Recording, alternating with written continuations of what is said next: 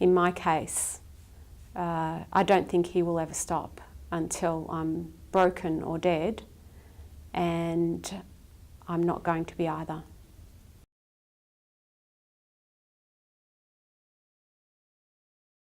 I want them to know that violence doesn't discriminate.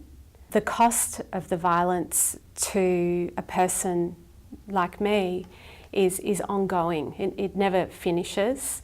So every day I exist with this feeling that I'm going to be coward punched in some way.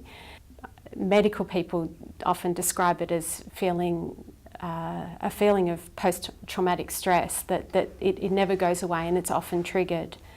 Isolation is one of the key aspects of what a psychologically violent man is after.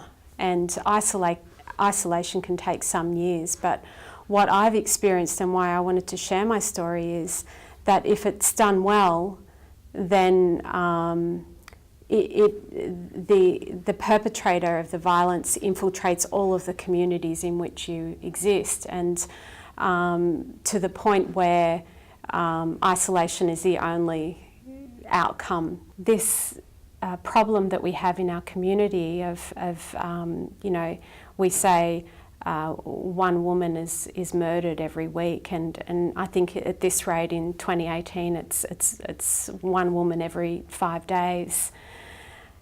That's not acceptable to anyone, and that the only way that there could be a solution is that the whole community work together, men and women. I see lots of women being very, very busy trying to solve the problem, and the only solution can come from men and women working together on the basis that most men aren't violent.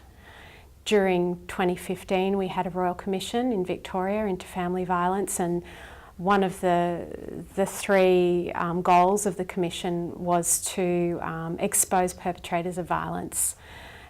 In my particular case, the violence that I wanted to expose was psychological violence, which is particularly difficult and hidden, a hidden type of violence.